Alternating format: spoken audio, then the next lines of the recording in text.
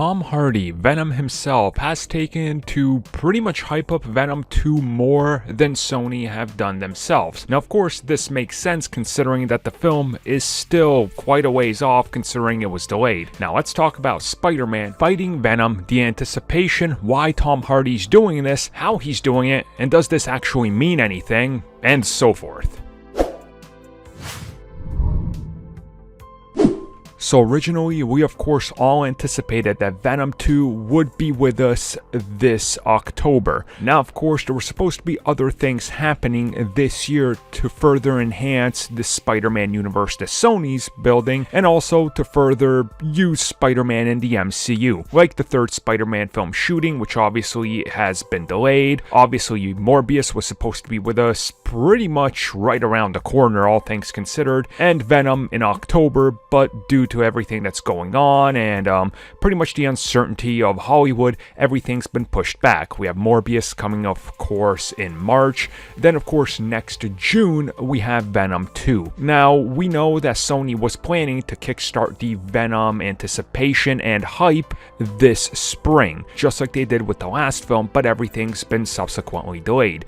This, of course, makes sense. There's a lot of things going on that's kind of out of everybody's hand. And, of course, Venom 2 didn't even finish shooting, everything they had to, considering we know that they have reshoots scheduled, and there were still heavy rumors that they were going to get Tom Holland's contract worked out, and that he was going to be able to make a cameo. Now, of course, Tom Holland himself has kind of played, questionably wishy-washy with answers to what happens with his, future, and Tom Hardy, on the other hand, has done the exact opposite. He's just been teasing everything, dropping hints here and there, and of course, in the past couple of weeks, really, we've seen multiple Instagram posts that go up. It's him teasing Spider-Man fighting Venom, and then it gets taken down within, I would say, 30 seconds to a minute. Now, people notice this, people download it, people screen grab it, whatever you will, and of course, this is what brings us to today's topic, where Tom Hardy has,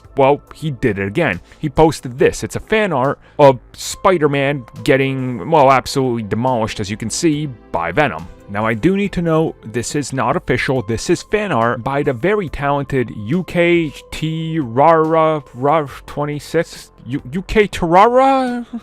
Look, the chance I was going to get his name right is like 1 in a million. It's like shooting the one part of Death Star, and I'm definitely not a Jedi, and I'm not Force sensitive, and I would completely miss and botch the whole thing. So, yeah, but shout out to him for the great fan art. Obviously, it's in the thumbnail as well. We use a lot of his fan art because it's legitimately great. But, yeah, he did that piece. Tom Hardy shared it, and then deleted it real quick. Like, real quick. As soon as you refreshed or if you clicked it, it was like, oh, it's gone, but I saw he posted it. So why is he doing this? Well, first and foremost, we gotta talk about the spunk. All that Venom spunk they're gonna give us. It's quite evident what the future holds for Spider-Man, right? He's going over to Sony's Universe. Now, on the other side of that, Sony's Universe is going to need all the help it can get to get off the ground as a more legitimate competitor to Marvel Studios, considering that they haven't had much success trying to get some of the other spin-offs off the ground.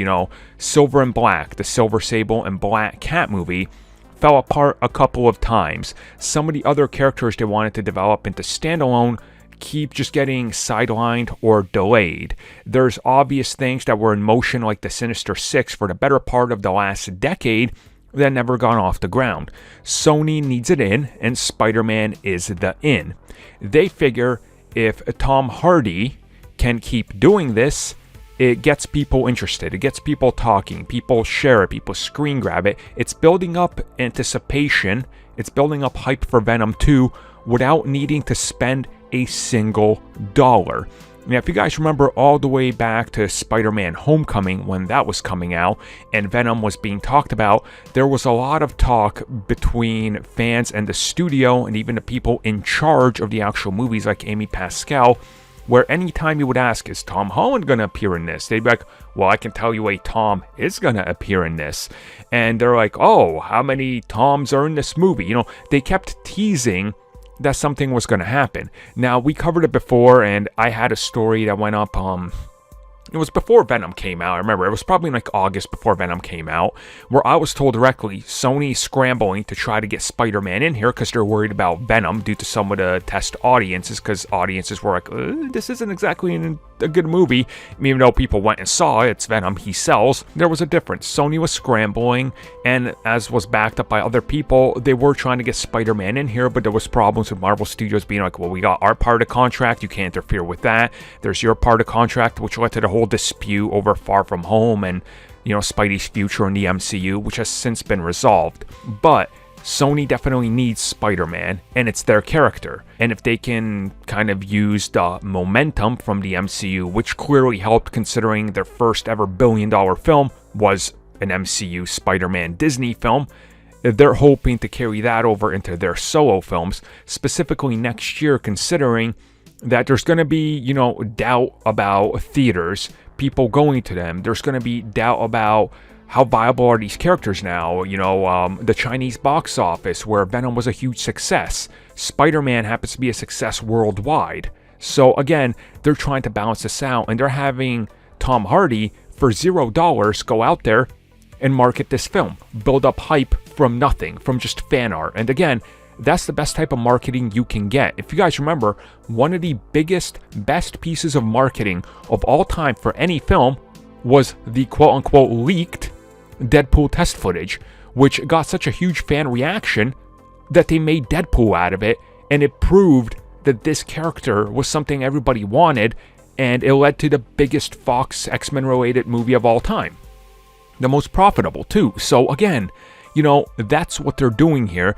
And I have no, knowledge of anything that's happening with Venom, but my guarantee is that Sony looked at that and go, yeah, Tom, if you want to keep doing this type of teasing, keep doing it. It helps everybody. And it does help everybody because the conversation keeps on going. Specifically now, where there's not a whole lot of conversation going. And the film is coming out just a little bit over a year. So again, they have so much time now that everything's delayed, which brings us to the final part. What happens with Spider-Man? What are they gonna use Spider-Man in Venom 2? I would have said no had the film still been for October, but there was a slim chance they could work out some sort of cameo while they were shooting the third Spider-Man film. Now, with more time than ever, if they pick up shooting Spider-Man in, let's say, August, September, October, November, December, who knows when, depending on how things go, Venom 2 still has to go for reshoots. They're going to have an opportunity during the course of all of this to work out new contracts, new appearances, and, well, where these characters go next. And Sony's going to need the boost because, again, we don't know how Hollywood's going to look when all is said and done. How are the theaters going to look, the chains, all of that. What happens with some of these characters? What happens if Morbius bombs?